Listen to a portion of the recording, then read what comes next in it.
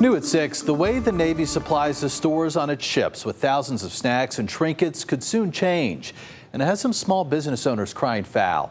Right now, dozens of businesses work with distributors to supply more than 6,000 items to the Navy.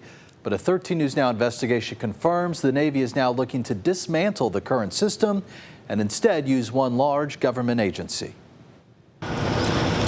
We have a lot of the emblematics that I do for all the ships, stickers, rockers for the uniforms. Inside Destiny Distributors in Newport News, Belt buckles, shorts, sweatshirts. Is a warehouse full of goods for Navy sailors. Patches for the uniforms, coasters, coins. Cynthia Chilla sells everything from potato chips and coffee mugs to beef jerky and belt buckles to the Navy's Ship Stores program. Beer pub mugs. It's a contract she's had with Naval Supply Systems Command, or NAVSUP, for 25 years. So as long as we hold up our end of the bargain, the contract would be there forever. Well, that was the understanding I was under.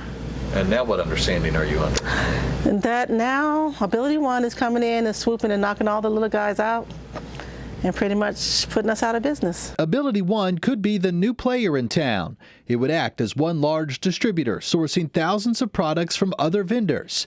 Ability One is an independent federal agency providing jobs to approximately 40,000 people who are blind or disabled. The Small Business Administration tells 13 News Now the government must consider use of Ability One sources if approached by the agency.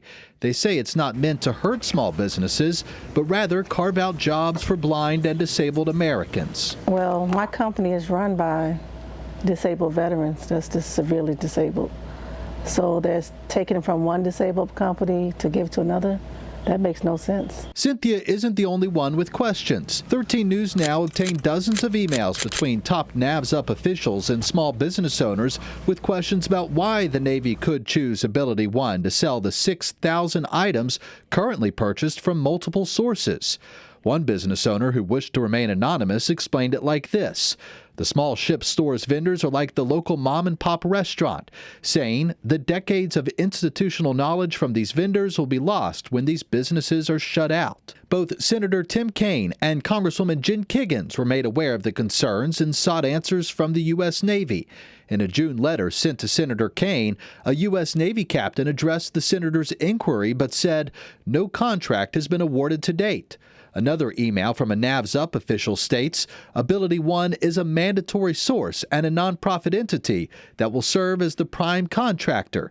She went on to say that Ability One could enter into subcontractor agreements with people like Cynthia at Destiny Distributors. But that would take the prices through the roof for the sailors because everybody has to make money.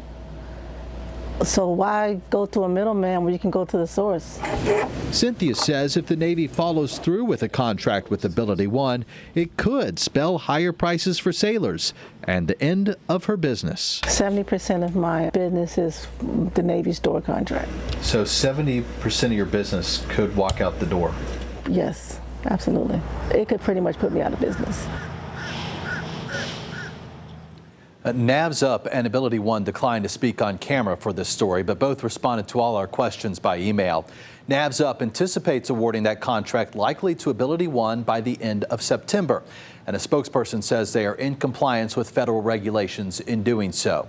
You can read a more in-depth version of this story posted a little later this evening on 13newsnow.com.